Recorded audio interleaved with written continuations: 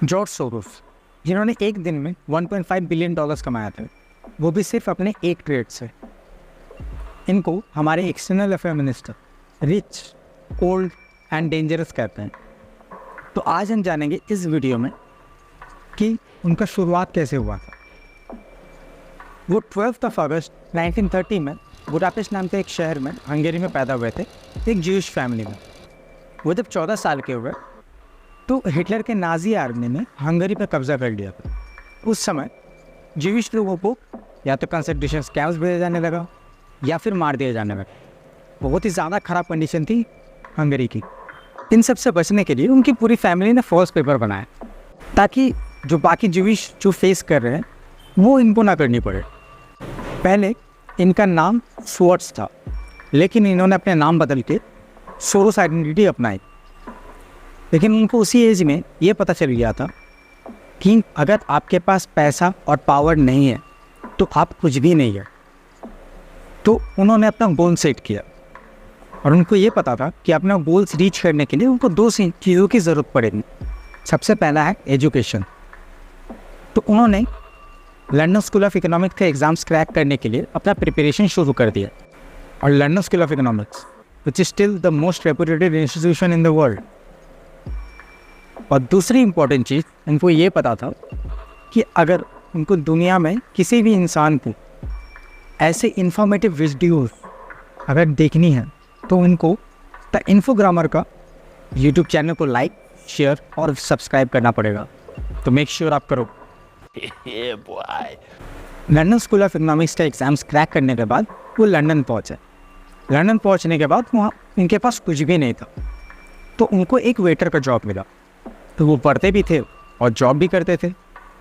फिर एक दिन उनका इंट्रोडक्शन हुआ कार्ल पॉपर से, जो एक प्रोफेसर थे। कार्ल पॉपर जो one of the best philosopher in the world माने जाते थे। तो सोरोस ने इकोनॉमिक्स के साथ साथ फिलोसॉफी की भी पढ़ाई शुरू की। जब वो ग्रेजुएट हुए उन्होंने डिसाइड किया कि उनको फिलोसोफर नहीं बनना।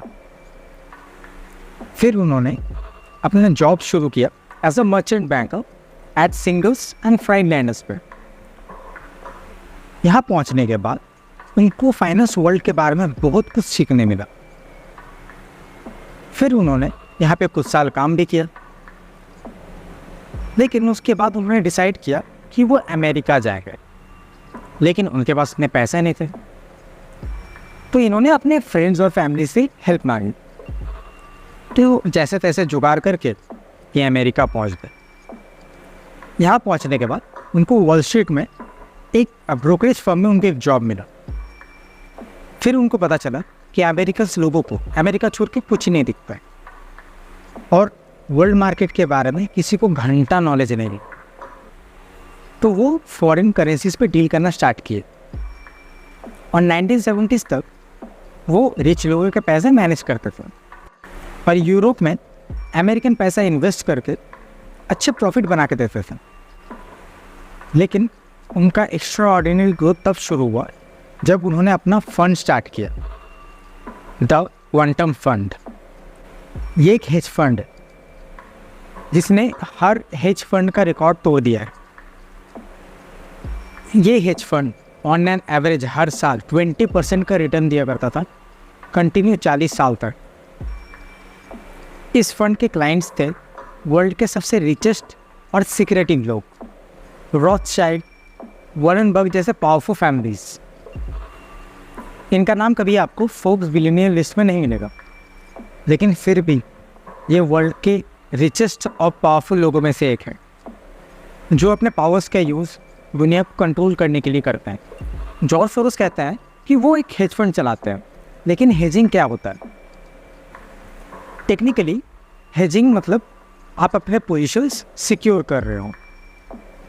अगर आप कुछ खरीद रहे हो उसके अगेंस्ट में कुछ बेच रहे हो, जैसे कि अगर मार्केट ऊपर या फिर नीचे जाए तो आप पैसे बनाएं।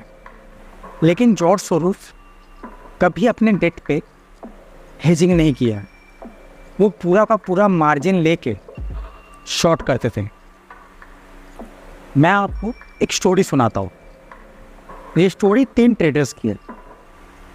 1992 में 3 ट्रेडर्स ग्रीस की पूरी इकोनॉमी पे नजरें जमाए बैठे थे।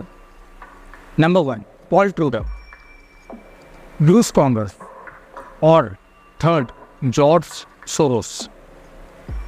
तब शायद ही किसी को पता था कि 3 ट्रेडर मिलकर अपने पूरे फंड हाउस के साथ पूरी की पूरी सरकारी नहीं, पूरी की पूरी इकोनॉमी हिला सकते हैं, पूरी नेशन हिला सकते हैं। इनको अपने रिसर्च पे इतना कॉन्फिडेंस था कि इनको लगता था कि जो पॉलिटिशियंस है और सेंट्रल बैंक्स है वो इकोनॉमी को पंप अप करके ज़्यादा दिन तक नहीं होल्ड कर सकते हैं।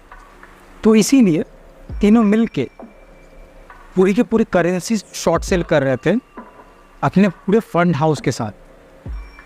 रिजल्ट, जॉर्ज सोरोस ने इतने बड़े बड़े शॉर्ट्स बनाए कि बैंक ऑफ इंग्लैंड ने कुछ ही घंटों में $3.3 बिलियन लूज किया और इससे अकेले जॉर्ज सोरोस ने एक ट्रेड से $1.5 बिलियन कमाया था।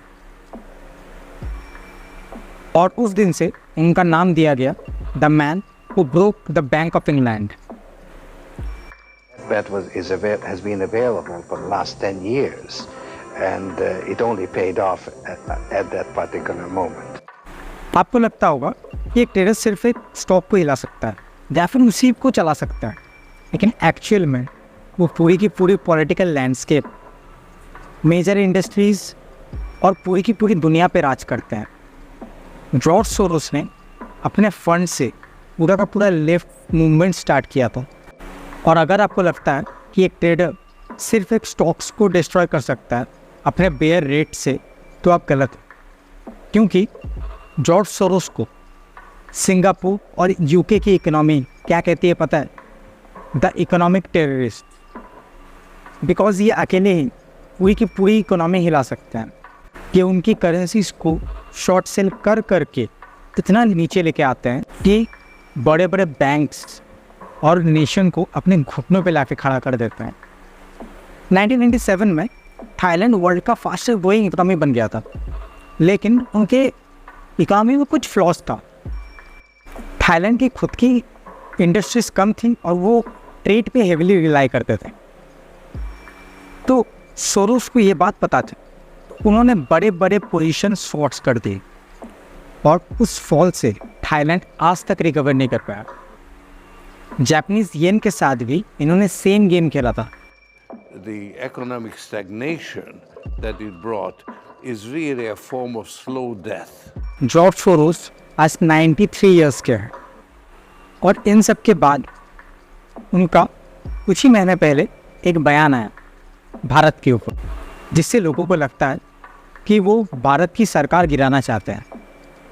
तो अगर हमारे एक्सटर्नल अफेयर मिनिस्टर कहते हैं कि he is rich, old and dangerous, इसमें कोई दो राय नहीं है। बट आई एम 1000% श्योर कि भारत एक डेमोक्रेसी थी, है और हमेशा रहेगी। लेकिन मेरा बस आपसे एक क्वेश्चन है कि आप जॉर्ज सोरोस के बारे में क्या सोचते हैं? प्लीज़ कमेंट सेक्शन में बताइए। अगर आपको इस वीडियो से कुछ वैल्यू मिला है, कुछ नया सीखने मिला है, तो प्लीज़ इस वीडियो को लाइक करें, शेयर करें और इस चैनल को सब्सक्राइब करें। So thank you and have a great day ahead. Thanks.